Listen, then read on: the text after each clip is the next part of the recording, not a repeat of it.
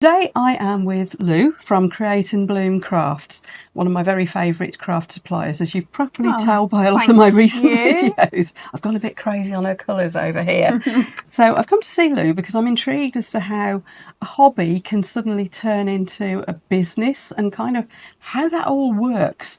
And I'm really interested to know how you develop your colours and things like that as well. So yeah, little trade secrets. So yes, Lou, would you tell us a bit more about yourself? Colour and resin and crafts, all the crafts, not just resin, being creative and the kind of creative community that I like to think I'm part of. Yeah, very much so. Yeah, I'm a people person with a love for crafts, as all your guys are.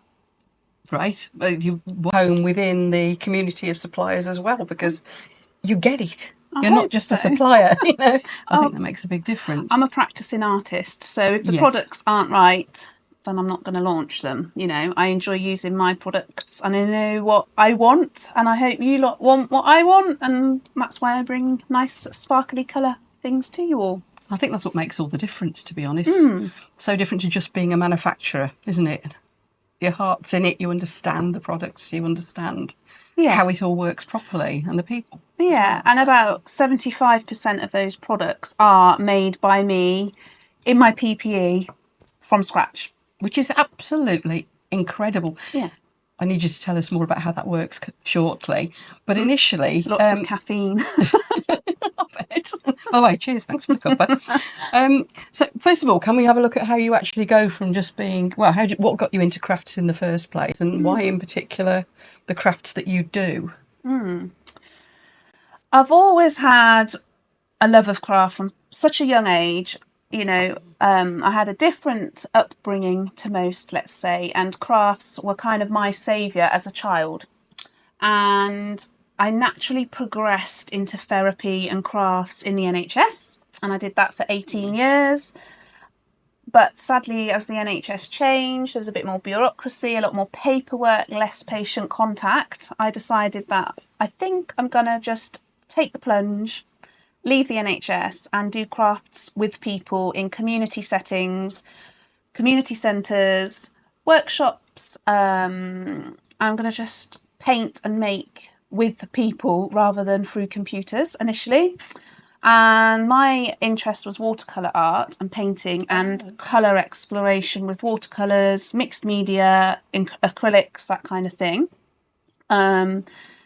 And I didn't have a business plan, but I did hand my notice in and then suddenly panic.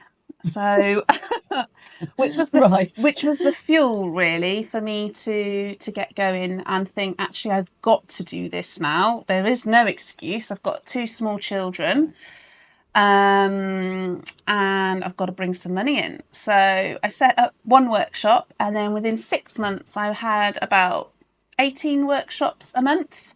Goodness. Teaching painting and art and watercolours, and other companies out there that were already established in the craft sector reached out to me to do little bits with them, kind of brand ambassador work, kind of just little bits on social media, playing with their products. And then I kind of got naturally progressed into the pouring arts. Oh, right. Acrylic pouring, resin pouring, and worked with some wonderful businesses, made some wonderful friends along the way, and things just kind of took a bit of a back burner in the painting world. I kind of stuck with the pouring arts, loved colour, loved the, you know, nothing was, it was just so forgiving, the pouring arts. I was able to be really experimental. I've got personality synesthesia, so I was able to play on that with colour. And I just loved it. Loved the people in the craft world, found friends in social media. Instagram particularly was a great place for me. Set up a little business overnight. And I think my first monthly wage packet was 125 quid. And that was just selling little wild birds on postcards. And I thought, wow, I've really made it. I was chuffed to bits. Really blessed. Everybody kept showing up to workshops. And I remember one time I would go from county to county. So I'd go Oxfordshire, Worcestershire, Warwickshire. I'd wing it, community centre. My car was a lot of lifting, a lot of lugging. I remember turning up to a watercolour workshop one day and I'd forgot the paintbrushes and I was about 20 miles from home.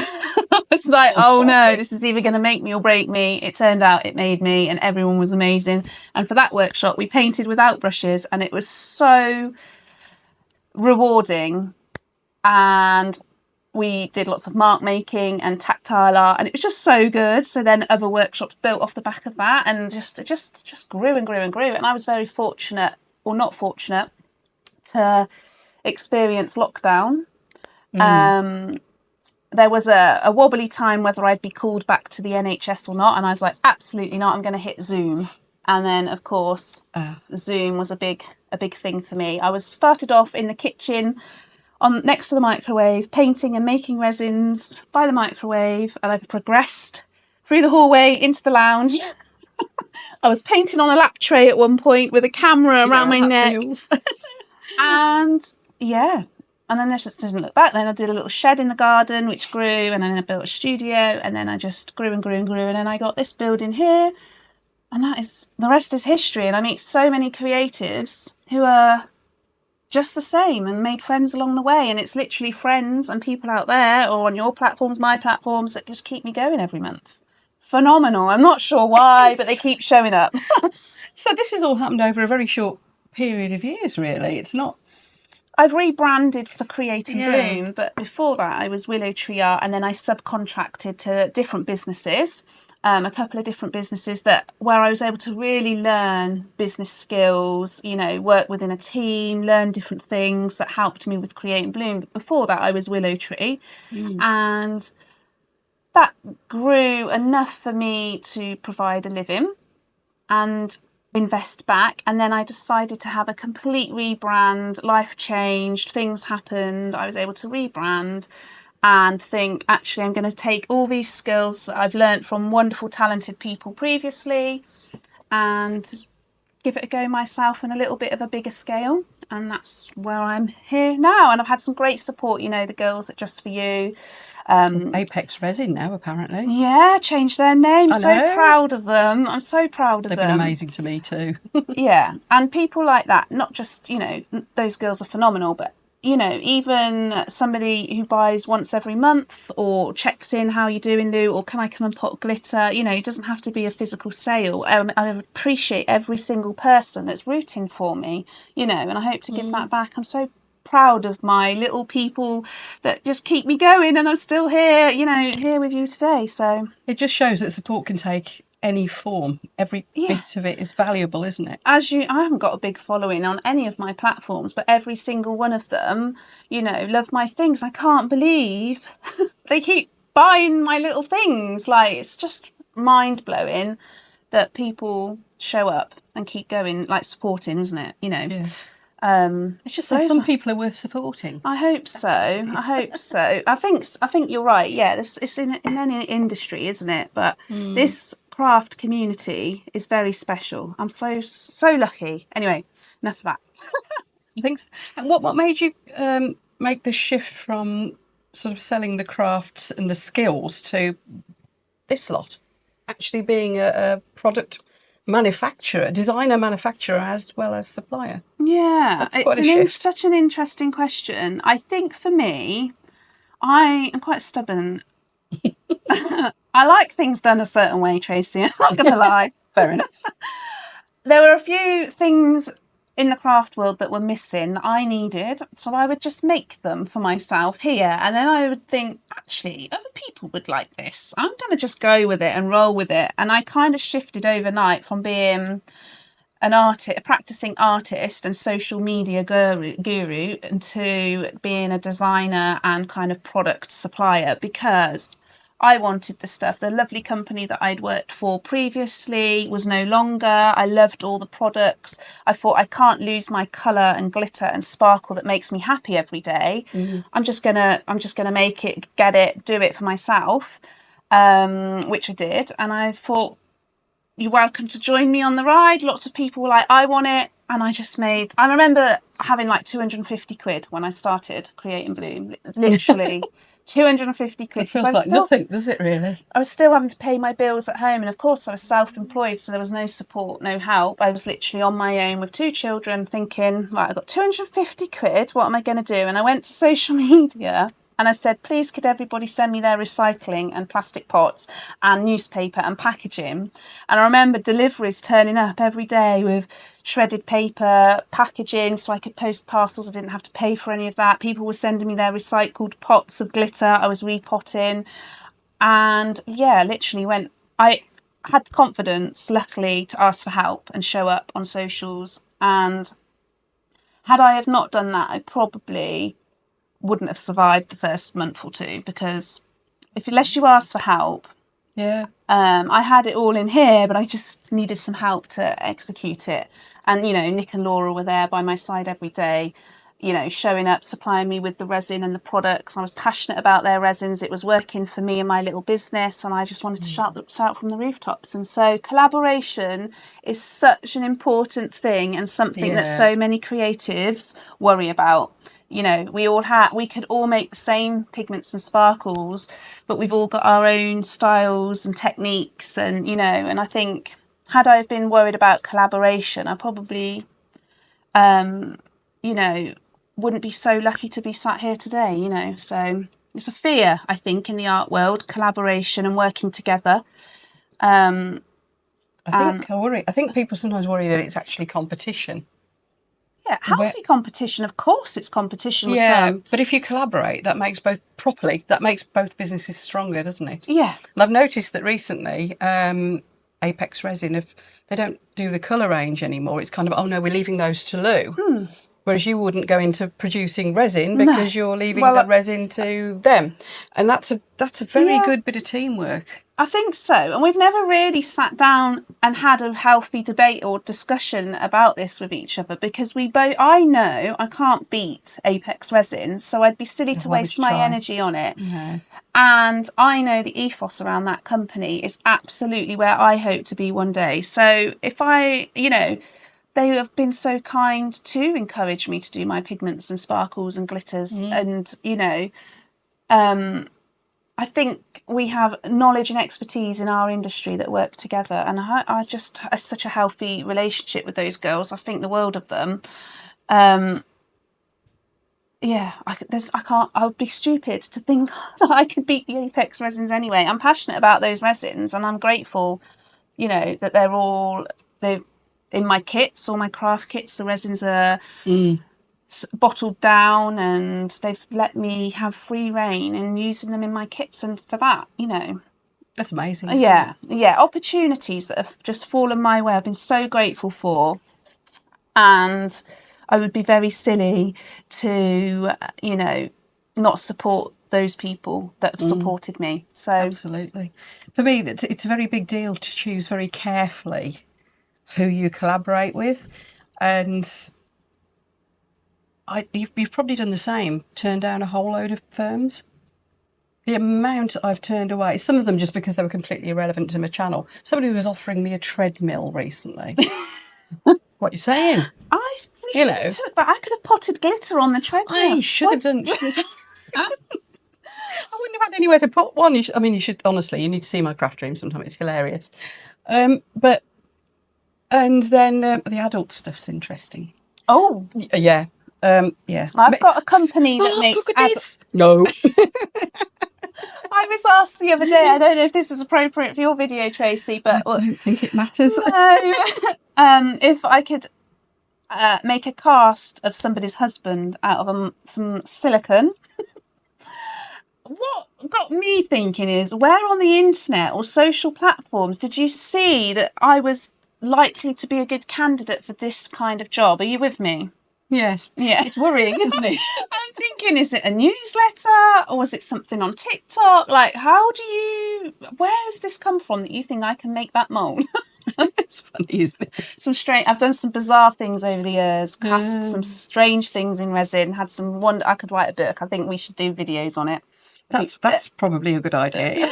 Body parts in resin, all the stuff. So I know I've managed to avoid all of that. Oh no, I like to get involved in the conversation just to get some more information and then politely decline. So Can we talk about then the products that you develop? Because I don't know anybody who actually develops their own products other than the Apex Resin team. But that's a different product. How do you do it? That's the question. I can't tell you every step, Tracy. No, of course not. But I mean, where do you start? Where do you get the inspiration? Well, my friends, you lot. I keep my beady eye on you all. Fair enough. Questions is a big thing. So I've got a whiteboard over there. Somebody might say, Lou, I want this colour. Should we talk about those new colours that have come in? I could show you those if you like. So for the last 6 months on email or through socials, people will say, Lou, I need like a clotted cream colour, kind of cream, but not apple blossom cream. Like they'll give me ideas of questions that they'll ask me that they need or want something, and I'll just put it on a list and I'll be like, I'll come back to that. Sorry, I haven't got it at the moment. I can colour match you, but it'll be one for the future. So I kind of listen to what my community are asking for, and it kind of infuses my next lot of a range of stuff. Do you know what I mean? So as you know, every Friday there's something new that lands on the website. That's kind of stuff that I want. I actually diary Fridays to go and have a look. And I kind of look at trends and what's coming up over the next few months. So recently we had like the Paddy's Day is coming soon in March. So I did a kind of Irish collection so people can kind of get making in time for Paddy's Day. Mm-hmm. So I'll have a little look at the content calendar of the year, marketing calendar, and kind of judge stuff for that. But for the more permanent stuff, like the glitters and the pigments and stuff, it's very much inspired by everybody on our platforms asking me, Lou, I need this or I want this, and I'll take notes.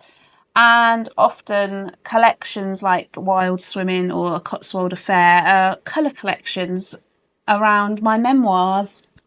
Pretty much just that. So I like to write and journal and read. I'm a big reader, big writer, and then I'll develop products around that. So the recent Poppy kit, that's based on my dad. He's an ex-serviceman. I'm very passionate about Royal British Legion. Sometimes on lives on Instagram, we raise money for the Royal British Legion. And so that's where that kit came from. Wild Swimming colour collection is the children love to paddle in the river at Bourton, and we do a lot of wild swimming. So that's where that collection came from. So they're very personal collections, actually. Mm-hmm. And I shall probably wake up at 3 or 4 o'clock in the morning with an idea, write it down, and then it becomes a product. And that is all it is. Really. Some colours are hand mixed, but a lot of them are developed with colour palettes in mind for the season.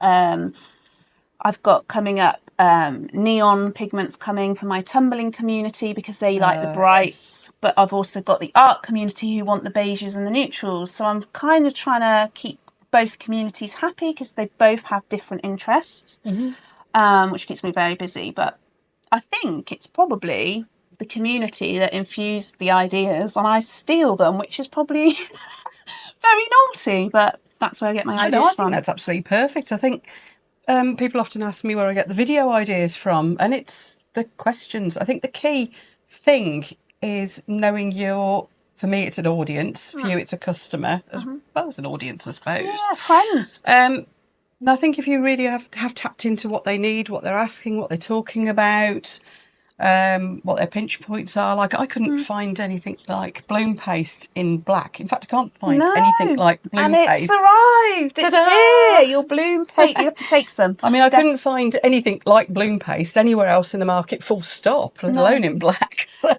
but that's the thing. It's because it's. I think whatever you're doing, where you've got an audience of some sort, the only way to tap into that audience is to ask them, listen to them, see what they're talking about, see what they're asking. The flourish paste is an interesting example. So the edging pens that Nick and Laura had at Apex were the very good, beautiful pens. Yeah, I love mine. Yeah. And I knew that they were disappearing and going, and so I wanted something that we could still use for edging, but because I really love to do all the crafts, mixed media, acrylics, I wanted a product that was going to be universal and not just for resin. So that's where the flourish paste came in. And then I could see that a lot of people like to fill in the engraved etchings on their resin creations. That's what I particularly love them Geodes, for. things like that. Geodes. So I needed a universal good all-rounder. So I developed a binder, and that's across all of the flourish pastes. Yeah, they're amazing. They were quite a revelation to me. They've been really popular. Total fun with the gold and silver ones at Christmas. And of course, you said, Lou, I need a black. Do a blooming black. So I was like, we why now did have I not black, do black? people. Hot off the press, we now have black. I think, did it go on the website on Friday? Yeah, there you must go. take one. Thank But you. I'm always open to requests, because otherwise I do run out of ideas. I get brain dead. Well, if you've been asked for it, there's a market for it as well. It's actually just common sense, isn't it? Shall we have a look at the things you've got developing now?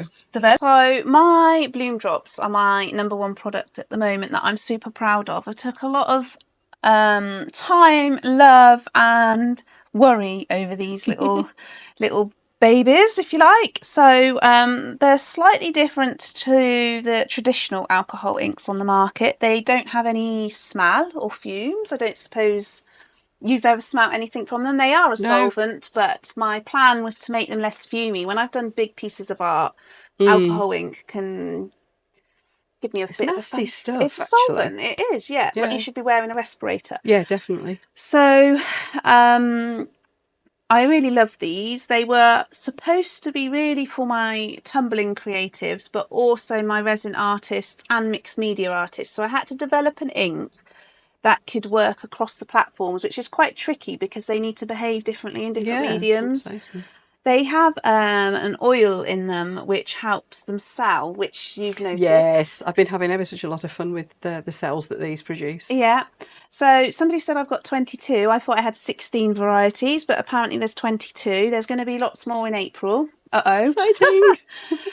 We've got neons and fluorescents, which is super important and very hard to get in the alcohol ink world, so I'm proud of those. But yeah, I love them. I've worked hard on the labels. A lot of my community like a plain label because they like to store their products on their shelves in the craft rooms, and they like nice, tidy, organised chaos. What are you? Organised? Oh God, no. No, the only thing that looks organised is the bit you see on camera. But the labels are all waterproof, as are all my products. So you can swatch on the labels. If you want to know the colour, you can actually drop the ink on the labels and it will be absolutely fine. They're waterproof labels. So you've got the choice, really. So that was really important to me because a lot of people were saying, Lou, I want them nice and clean and consistent on my shelves. And then some people were like, actually, I want to know the colours and what's in the bottle. So yeah. You can definitely do that with those. Nice to give the choice, isn't it, really? Yeah, I think so. So those, they're really, really my product of the month, if you like, or product of the year, I think I can say on that. I've still got to do a video on my favourite 10 products of the year, like I did last year. So I'm running a bit behind, obviously. But they're definitely on it. It's Those and your pigment pastes. I pulled these when I launched them, actually, and I had a complete wobble and a meltdown behind the scenes. And Nick and Laura were pulling their hair out with me. They were like, Lou, you're going to launch them and you're going to bring them and you're going to be confident, because I lacked a little bit of confidence with them, really. And I don't know why I did, because they're phenomenal. They are. And I had self-doubt, which we have. We do. I think it really had to tie in with that stuff being released as well, didn't it? Yeah, and they were made alongside that to see how they would react with quantum. I mean, they're absolutely amazing with the quantum resin. Yeah, I'm so proud of it. So you holding off on and having a wobbler on these would have held that up. Yeah. I nearly pulled all these, and I'd spent hundreds of thousands of pounds on solvent, pigment, dye, the lot, and I was just like, oh no, I'm going to go under, I can't do this anymore. And Nick and Laura are like, Lou! I think I drove them mad. And then I had that inner confidence from you guys that were using them, and then I just hit it full pelt, and then they just flew, and everybody loves them. I know quite a lot of my crafty YouTubers United gang have been investing, haven't they? Yeah, the American guys. I've had a few American ladies reach out from your channel and said, we love your bloom drops, Lou. So for me, in a tiny little village in the Cotswolds, to think that my inks are going to Texas and Massachusetts, and like, it blows my brains. It's fantastic, isn't it? I know. Yeah. So, and then the Flourish paste. This was a hint from you, the black. You wanted black, Oh, yes, you? everyone, we've got black. Death Valley. Very beautiful. Great name for it as well, by the way. It is the worst pigment I have ever worked with. Sorry. It's high gloves on, guys, because it is so permanent. It is not coming off your nails. I got a bit of the it's called Valley of the Kings, isn't it? The gold one. I got a bit of that on my nails, and it was just lucky it coincided, but I was due to go and get them done anyway. God. It would not come off. It's very permanent. You don't want your Flourish paste coming off your resin mix, do you? So no. I made it so it would last. Oh, it's serious. It is evil stuff in that it's not coming off. So yeah, and that's just a binder that I make here in the studio, an anti-yellowing binder that's going to protect your resin from fade as well. Not that your resin's going to fade with Apex, but some people use other resins, don't they? Yes, so, of course. Yeah. And it also does seem to be compatible with pretty much any resin. Yeah, of course. Yeah. And then glitters, people are always in my glitter drawer. This is my refill drawer. Little refills. So if you've brought the pots, you can just buy the refills. I'm afraid I am very low on stock, but that's just being mindful of plastic waste. So we do, these are all little biodegradable bags, and you could just refill the pots that you've already got. It's interesting to see the trends of glitter, because there are trends depending on the year. So I'm doing a big restock this week of glitter because we've got quite a few that are out of stock. So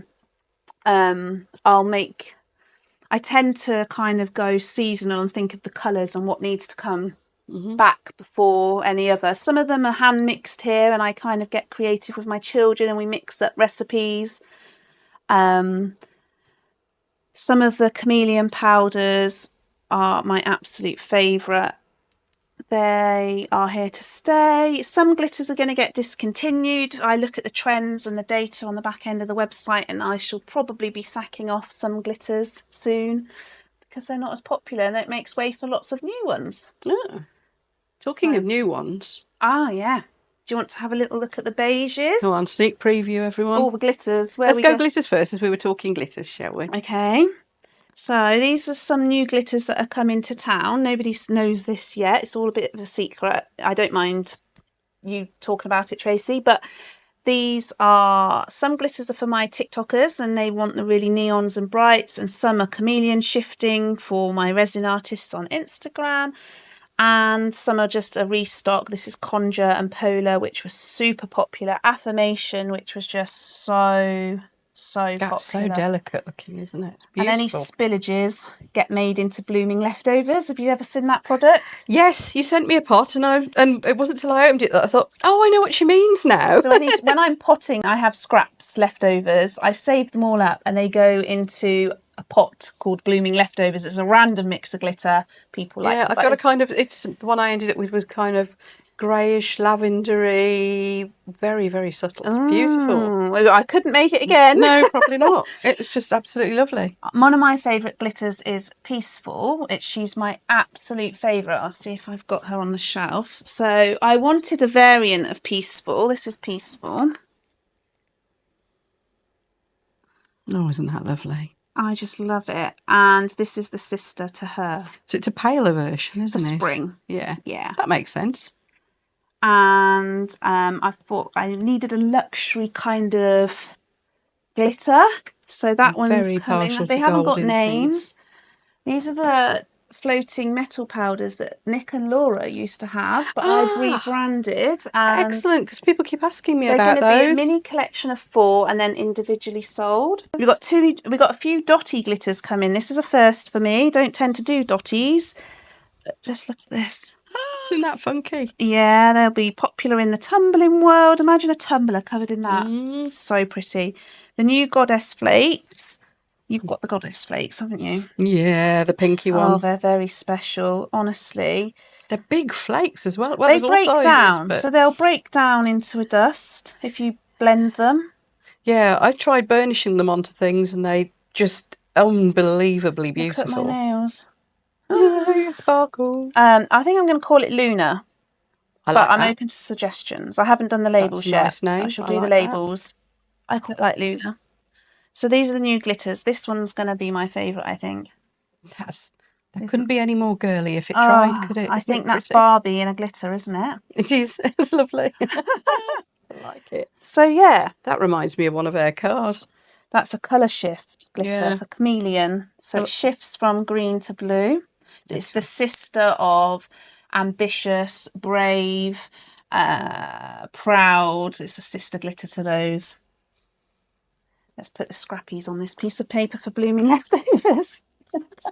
So I leave them all out basically and keep looking at them, and then the names will pop into my head, but usually my children name them. So a lot of the glitters were named after my children. Oh. So Feisty, I won't tell you how I got that name. But the mica powders, little pinky. I've got Molly Magic Glitter. Yeah, that's Molly. It's one of yours, isn't it? Little Pinky. When my daughter last year broke her little finger, we called that one after that. Purple Rinse after Granny's hairdo. Tinky Winky after the Teletubbies. I wondered if that's where Tinky Winky came from. Yeah, my children name those, so brilliant. There's a story behind it all, really. You've got those look subtle by comparison to these glitters. I know. So you've got some colour pigments coming online here. For the last 6 months, I've had random questions. Lou, have you got this colour? Lou, I need a cream that's like clotted cream. Lou, I need a beige. I need a neutral. So I've been taking everybody's feedback and requests, and I've decided to make a new collection, which is going to be a collection of 6. This one didn't cut it. So you're going to get all these. Number 6 wasn't in the cut, but it is coming, but it'll be on its own. These are the ones in the collection, and I think I'm going to call it Grandpa's Farmhouse or Granddad's. It's around my granddad. It's around farmhouse colours, all the neutrals. I get it, there's a story behind it, and my memoirs from when I was a kid with my granddad. So there's a story. I've written it up. I haven't sent it off to print yet. I do like that, how you put the little bits of story and the information that comes in the packaging. It always makes me smile reading those. Yeah, that's the only way I can document my story, really. So they've Your all been story made. in colour. You'll have to take one, Tracy, and have a little play. Oh, I'd love to. Thank you. Pick your favourite colour. These are just little testers that I keep them out just to keep looking at them because, that's how I get my ideas. We had a workshop last night, so we were scrapbooking, so there's still a little bit of stuff out from that. So it's literally a working studio, non-stop, people in and out, lots going on. It's amazing. Yeah. A little panel along all the little bottles and things. You have a very different approach to social media to me because it's business models are completely different. Mine is social media, whereas yours appears to be more just supporting the rest of your business and what you're doing. Is that fair to say? Yeah. So what sort of strategy do you put around that? So I have actually a marketing and so a degree in marketing. Do you? Yeah. That's my thing. Yeah, but I go against everything that I learned. So I don't do any of what you're supposed to do is study the analytics, and I don't really have personal social media, which is probably why I am very personal on my business social media behind the scenes, where I talk to the camera like, guys, I don't know what I'm doing, help. I'm very real, and I probably put a bit too much of that on socials because I don't have the personal social media platforms. But I don't think that's a bad thing. I think the tide is turning anyway, and people actually like that. Yeah. I think they like us to be relatable and see the person inside. I think it's us they're connecting with, not just what we're I think you're right there, but that's not why I do it. It's actually because I am so isolate and very often on my own here that I actually need their help. So I'll go to socials because I know they're so engaged in helping me and loving to help. That's how I use socials, are probably more of a personal approach than a business approach. I may need to change that as the business is growing. I get that, but I don't have time to follow the analytics and the right way of managing socials. I know how to manage socials correctly. I don't have that time. So it's best to show up than not show up. But I'm trying to move a little bit more towards TikTok these days. than Instagram. I love Instagram, but I find it a hard work platform where I'm often chasing likes on posts, which I don't really want to be doing. I'm not one for numbers. I think as long as your followers are engaged, you don't need to worry about the numbers. I'm used to be one that was posting 2 or 3 times a day on socials. I'm posting 2 or 3 times a week now, and my sales have gone up rather than down for the less posting. One of those quality over quantity things, I suppose. I think isn't so, it? yeah. I'm relying more on Google and newsletters. And trying not to spam my audience on all the platforms. So I try and post differently on each platform. So you won't see Instagram and Facebook have the same stuff. Not that I use Facebook. I might post on it a little bit. I'm not a fan of Facebook. But every platform has a different post. I don't copy over to another platform the same as what's... That's what a lot of people do, isn't it? No, because for me, I've already seen it on that person's Instagram. I don't want to see it again on Facebook. Do you find you've got the same people following you on Facebook as Insta, as TikTok? No, different people. Right. Different age demographic for sure. Yeah. Yeah, my target audience is between 30 and 50-year-old female, which I can totally resonate with. That's my age group. And I think that's my age group. I portray that age really well. And that's, I think, what's yours? Well, I'm slap bang in the middle of mine as well. And I think I think that's it. People resonate with people like themselves. Yeah. So mine is, my average viewer is between 45 and 65, female. About 60% of them are in America. I think it's about 80% are female. So I'm similar, but the next age group up. I've got a care and therapy background, and my role was in occupational therapy, and I find a lot of people that are drawn to me and my business have either a medical or physical condition or have a health condition or something going on at home. It's bizarre. It's almost like I've attracted people that have been through similar stories as myself, and that's okay. I love that. Yeah, I love that. I think that's a natural thing. Like I said, we like people like ourselves, and I think it's that's why we've attracted these audiences. I know amongst my audience that I've got to know better over the years, it's very similar actually. Yeah. There's a lot of people who are housebound for whatever reason, and art is an outlet for them.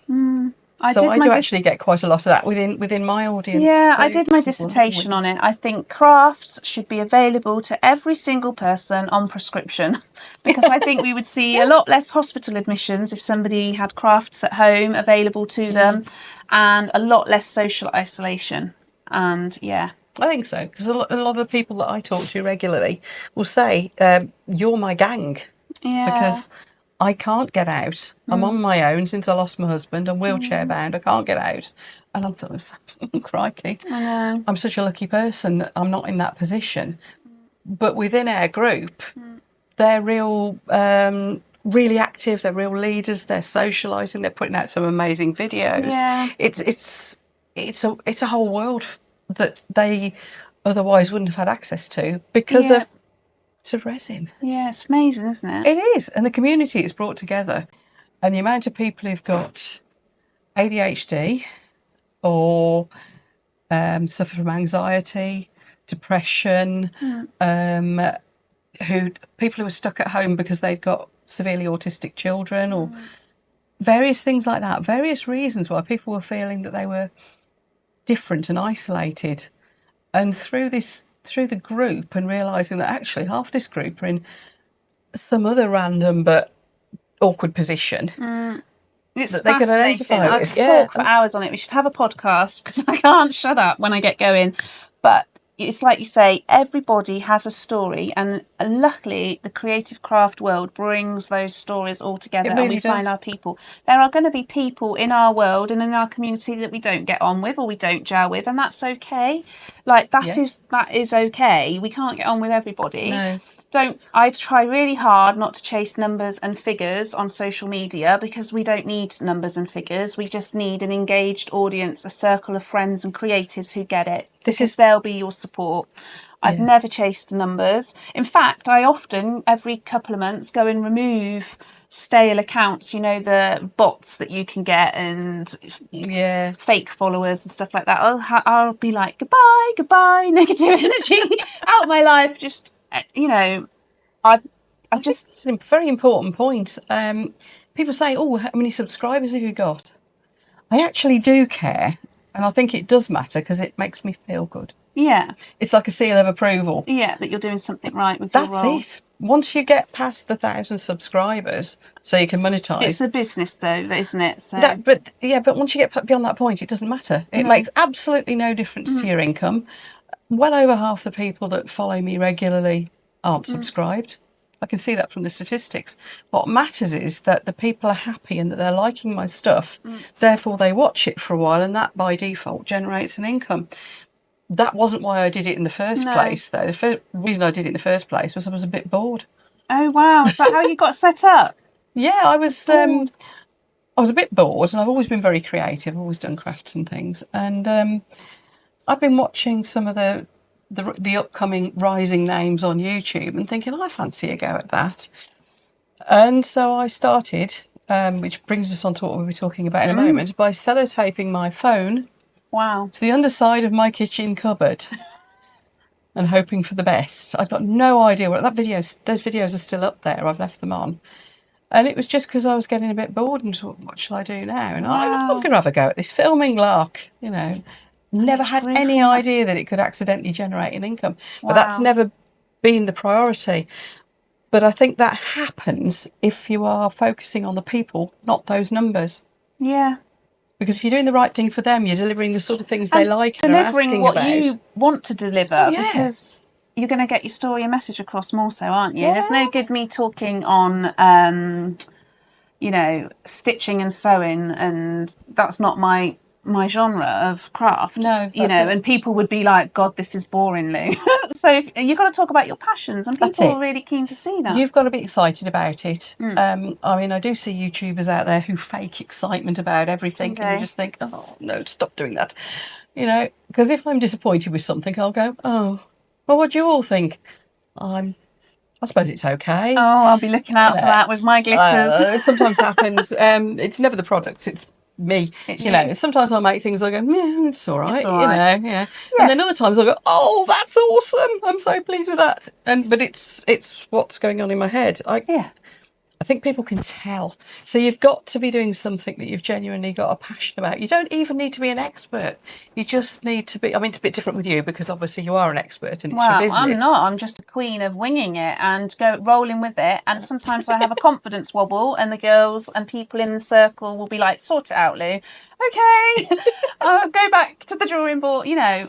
Things go wrong. I've got pop-up shop of all the stuff that didn't quite make it because I made a wrong judgment. I've got things that don't go to plan. Resin makes. I make 10 a week that go wrong. Like, you know, I think that's part of it. Our learning, isn't it? Well, I always say we wouldn't have learnt not to stick our hand in a fire if somebody didn't do that first, then go, ouch, better not do that again. Anyway, you were going to show me the stuff that you film with. I think you need to invest in really good quality filming equipment and gadgets. I think. Oh, definitely. You have to spend a fortune on the best cameras and lighting and microphone. Yeah, go on, sorry. So I'm still relatively new, so obviously I'm investing in products at the moment rather than equipment. But I really spent a lot of money on this one. So this is brown packaging tape and it cost me an arm and a leg. Oh, obviously. I brought two just in case this one goes wrong. And all I do is I stick my phone in it. And then I like to play with glitter. I've got a really good angle. You know, it works really well. If I lose my very important tripod, then I'll often make sure I've drank my coffee. Have you ever actually stuck your phone in a coffee? No, I always do it. Yeah, it's fine. And then I just do this. And I've got a good angle. I've got down there or I've got up there. And if I want some height, I'll stand it on a box. I never thought of that. And then I have just a sheet of white paper underneath. So all these lovely videos you see of mine, I like this cup because I can go low or I can go high. So you get yourself a nice cup. You could tumble this and make it brand colours if you wanted to. And then I got this from TikTok shop for £2, which is state of the art, literally estate. I see that's also held together with tape. Brown tape always. And I just literally carry it around. And literally it goes up, and it cost me £2.50 from TikTok shop. That's actually a really good one, isn't I it? love it. I can go like that. And this is what I use when I'm teaching on Zoom. I'm like, hi guys. Brilliant. I love it.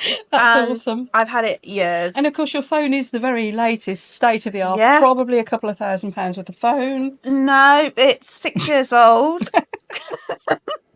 It's got my gym membership in to try and inspire me to get to the gym, but that doesn't happen. It's so cracked. I've broken one of the cameras, but we just disregard that camera and we go with the top one. It's so old. It's about 5 or 6 years old, and I pay £7 a month SIM only on it, because my children have the state of the art phones, you know. Well, that's what being young's all about, isn't it? But I am a whiz at editing my pictures and videos after, so that's where my skills come in, and I like to use InShot or Canva, those sort of... I use Canva, that's good. I haven't tried InShot all my yet. labels, everything I design on Photoshop or Illustrator or Canva, and then, that's all I use. So that's my most expensive piece of kit. I think it's about 79p a roll if you buy 200 at a time. So I've always got one dotted around, and I love it. And it's great for selfie mode as well, because I do a lot of selfies. I would never have thought of that. That's brilliant. We do coincide a little bit on this, folks. I was telling Lou earlier that my first videos, which you can still see, I can have a look. I had zero. Seriously, they're just over 2 years old now, and I had zero editing skills. I mean, obviously you learn a lot as you go along. Oh yeah. I hadn't even heard of Canva either. So zero editing skills and no equipment. I hadn't even got one of those. I hadn't thought about the tape trick.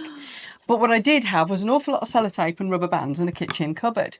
So I taped my phone to the, your eye-level kitchen cupboards. Yeah. Yeah, I taped Upside. my phone under there. Clever. Then realised I'd put it up the wrong way, so I couldn't see the screen or press the record button. So I'd take it all off again and then do it back the other way. I think you need to ask your followers in this video their tips as well, what they use, because I need That's a some good more. idea. Tips, people. And we obviously love improvising. I've got much better equipment now, although other than the thing that this is being filmed on, none of it was expensive. My little microphones were a nice little investment. Yeah. Oh, it's still even on, yes. Those were a nice little investment. But everything else, I'm just filming on a phone. Any shots that are coming from that angle there, that's my phone. It is a fairly new phone, though, but I've still got my old iPhone 13, which is a good few years old. I still film with that as well. And a broken arm that I've snapped the thing on. To the end of that, I've glued it back together with UV resin. Do you need some tape? I got loads. I did it with UV resin. It's working. Of course. So yeah, tell us all your tricks, folks. What are you improvising with? I feel like I need to go up my game a little bit from the tape roll. So I'm wondering 2 rolls maybe of a tape? plant pot. 2 rolls. What on? Oh, and get height. Height, yes, or 3 rolls. You've got yourself an adjustable tripod. Oh wow! I have done plant pots. I'm going to do a plant pot. I think that's a good one. I have had a EcoPore pot that I'd made. I lost that. Things come and go in here. Like literally walk. I get that problem. Maybe we need a new mould made, especially for holding our phones. Well, those phone holder moulds would be no good because they get in the way of your lens, wouldn't they? And also they get hot, so you can't really make them with resin because they bend. Do you think we're onto a new thing? I'm going to work on it. This is how I get my ideas. I shall be back next week, Tracy. Random things to with my mop bucket and mop. Well, my favourite phone holder is Mark. He's getting very good at standing there. Does he keep still and steady though? He's very good actually. Yeah, you can do the ninja walk. And he's actually quite good at it. But, there we go. I just get. Lou's actually got something here that I don't know if you've seen it on the edge of the screen that I wanted to show you. She just casually plonked this on the table and said, shall we use this as a mat? Look at this thing. It's lovely, isn't it? Now, I'll try... Charcuterie board. Is that what it is? These are the flowers from my garden. And this wood was, what did you say? Horse chestnut. Horse chestnut. So it's all very Cotswold British, isn't it? This is a tree from Stafford, actually. I saved the tree and I took all the wood. It's a British tree. Yeah. I do sell wood for the charcuterie boards. I just don't get time to put it on the website. I need some of that because I really want to try it. So what? I'm just looking at was this moulded that way up? Yeah. And so that's why the beautiful edge. Well, I've routed the edge. You did? Yeah, with a router, but it didn't come out like Power that. tools. Mark doesn't trust me with power tools. It is a power tool, but very easy. It needs more sanding. I've only taken it to 3,000 grit for a frosty finish. It's got a white marshmallow mica background.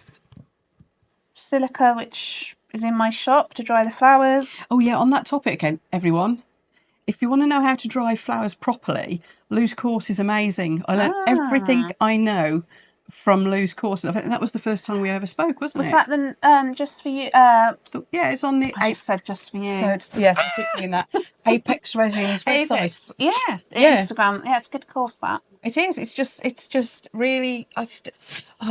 I keep promising I'm going to do a video on all the courses I've researched, because some I've just found are just, you pay like £30 or £40 for a course, and it's a video that you could have just found on YouTube and a list of instructions. I think there's 13 or 14 videos on mine. Yeah, no, yours is a proper course. It's very step by step. It's methodical. It's really nicely explained, and it's so obvious you really know what you're talking about. So if anybody asks me about drying flowers and will I do a video on it, I go, no, this is where you go. So anybody who fancies doing that, do a video on it. No, it's not my thing. Not your thing. No. What is your thing that you like doing the most? Turned this interview round now. You have, haven't you? This is going to be a 2 or 3 parter, isn't it? I told you I could just talk. We could talk every week. Right. We should do a live online podcasty thing. Yeah, that'd be good.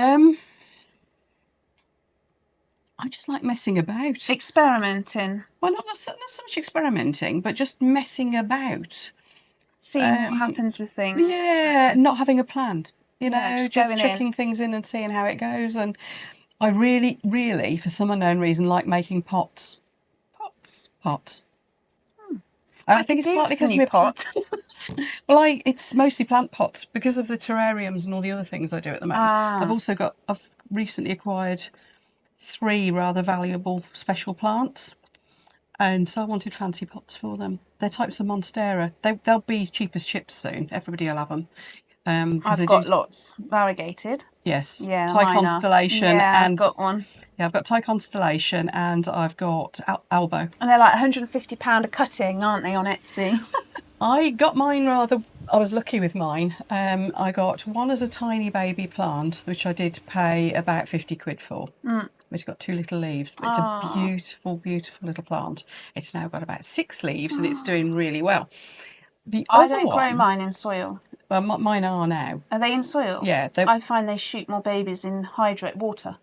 Well, the other one, I did start it in water and now it's into soil. But it's the Thai Constellation is one that's an actual baby plant. The Albo, I bought this cutting for £8. And it had got a proper little root node, a little bobble, and a single leaf, which it's still got.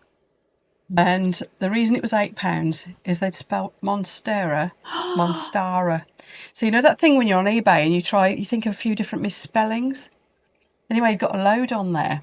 And I bought this one, and of course it just rooted within like a couple of weeks in a jar of water. It got a root like this. That's a jammy It's got steal. It's got about 5 or 6 leaves. Anyway, I did message him and say, thank you so much. Your little plant's looking lovely, but can I just let you know that this is why? And I bought a couple of other plants from him at a proper price since, and he's just said, thank you so much. What a nice And he got back to me and said they've all sold now. now. First. Sorry.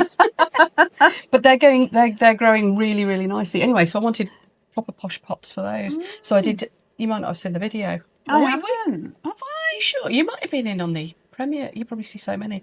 I did one where I tipped the mould that way and then that way. So I've got white and cherry. Is it cherry? Really deep, winey red. Hellebore? No, it's something cherry. Sweet cherry. Is it mine? Is it one of mine? Yeah. Oh, sweet cherry. Yeah, the white's an Apex one. Sweet cherry. Sweet cherry, probably. Yeah. And is it called Downpour, the dark grey? Oh, trendy colours. So I tipped it hot way, let that filled it, let it cure, then tap that way, let it, and then topped it up. So the pot goes like that. And then the other one, I just used deep casts and just poured them all in. See what happens. I love so a it deep actually, cast well, it actually fades through and looks really organic. It fades through the cherry, through the grey, and then it goes whiter at the top. It's just a natural variegated pot for your variegated monstera. Yeah, I'm going to try making fake terracotta next because it's a matte pot. I brought in resin or eco-pour? Resin. These are resin. I took it downstairs to show Mark the more blended one, and I said, "What do you think of that?" And he says, "Isn't resin usually shiny?" So I explained matte moulds and all that to him, and he still sat there going like this. Yeah. You sure this is resin? How can that be resin? Because it does look like it's been cut out of a piece of stone. How funny! That's the mould, isn't it? It is. It's because it's a matte mould. It's one of those with a proper plastic frame around it, a bit like the Boo and Nicole ones. It isn't one of theirs, but it's quite a big one. Actually, controversial, unpopular opinion here. There's two things in the resin world that I love that everyone is going to be like, no. I like bubbles in resin. I can in the right situation. They look kind of pretty. They sparkle. And I love a matte resin finish. For some things, again, it works really, really well. How many hours do you waste just watching? Like, especially I made myself very seriously ill once. It was when I was still filming with the sellotape and the rubber bands trick over the kitchen worktop. And I was sort of, I haven't had a reaction to this resin stuff. I'll be fine. Oh, Who needs PPE? Well, the video on that is on my channel. It's in my shorts, I think. It should be in my shorts. And I stood over it. I was making a thing for my niece, and I was so fascinated by watching the resin doing its thing, because I put all these different inks and colours, and it was all just, you know how you just want it on time lapse, don't you? Because it's just beautiful. Thank you. Go into our YouTube video. Oh, sorry. No, that's fine. Thanks. Both of them guest appearance. There we are. Bye. Oh, exciting. Would you like to have a deboxing? Yeah, no, trade secrets. That's a secret one. It's a new But product. yeah, anyway, because I was busy watching it and I kept going out and like poking it and putting a bit more glitter in and things like that. My face swelled up like this. My whole body from there upwards and all up my arms came out in the most horrific red rash. All under here was absolutely scarlet. I couldn't open my eyes. This went on for like days before I got to the doctors. I couldn't get out of bed because I couldn't see where to see. Oh my I couldn't open my eyes. By the time that I put the little bit of film on YouTube, it was starting to go down. But I'm now on the most ridiculous prescription strength antihistamines you can get.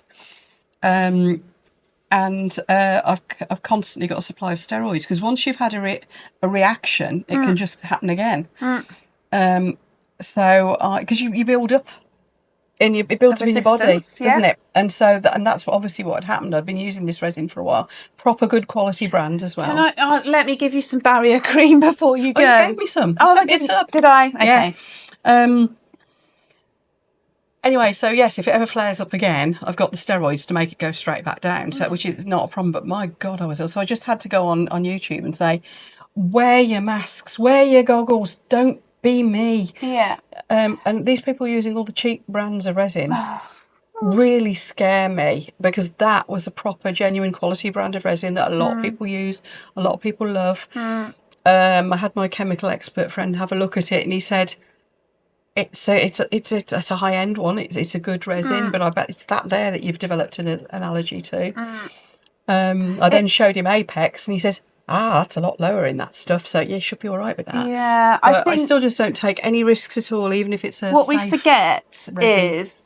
It is a chemical. Actually, if you compare the data sheets from a well-known brand of hairspray and Apex resin, you'd be mortified at the hairspray in comparison to the resin. I saw what happened when I let off a can of hairspray next to my VOC monitor. But what we don't really remember is what people forget is if you're changing the properties of your resin, it is no longer what it says on the side of the bottle. So if somebody messaged me the other day and said they're putting bleach into it for a chemical. Oh yes. I mean, if you're What the adding hell? alcohol inks, for example, you know, if you're heating it up with a heat gun, that's where you're going to start inhaling those vapors. And you get these horrible, swelly facial feature, you know. It was horrific. And heat Really guns are the worst for it. So PPE, as you would, you know, with any chemical that you're working with, always. This is what I've been saying to people, because people have been saying to me, oh, that new Apex Quantum, isn't it lovely? That means I don't need my PPE. So, well, if you're just going to mix part A and part B, put it on a thing, put no colours in it, no nothing else, no glitter, use no heat on it whatsoever. Yeah, because it's safe stuff. It's wonderful. But you're not going to do that, are you? No. You're going to put alcohol inks And in how it. You're many going to put of this in us- it. You're going to put that in it. How many of us prod? But that's where the barrier cream came from, because I was always watching TikToks and TikTok lives and Instagram lives, and there were so many people prodding and poking without their gloves on after a fresh pour. Tumbling World, for example, like wiping the excess off the top of their cup with their finger in a baby wipe. And I was just like, now we need a barrier cream for those people that just are not putting on their gloves. I'm not promoting that, but, you know, people are likely to put on a nice barrier I'll tell you where cream. I'll probably find it useful, because it's really annoying having to waste yet another pair of gloves when you want to demould something that's still slightly soft, like when you're doing those freeform bowls and things. Perfect. And also sometimes it can get everywhere. So if even though my gloves come up to about here, why not a little bit on this there? bit always, isn't it, that we stick in? I've always got a bit stuck to this plug back Yeah. here. So it's for things like that I think it'll be useful. Yeah, Apex non-toxic resin is the resin for crafting, but it is a chemical, as are my pigments, alcohol ink drops, you know. That's it. There's a definite difference between the quality ones and the not. Yeah. So I'm confident that most of the stuff I use is as safe as I could get. But all the same, you're still mixing things up and doing different things with them. And the manufacturers of that resin have got absolutely no control over. No. So they can make their product as perfect and wonderful as possible.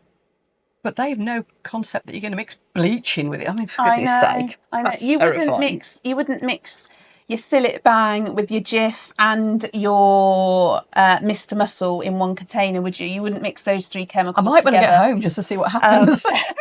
But yeah, it's just one of those things, isn't it? There's a lot of things that are perfectly safe until you start messing about with them. No, and you can be as experienced as ever in your crafty world, but your health is always important, isn't it? So barrier creams, PPE, and then you can enjoy your craft for as long as. Yeah.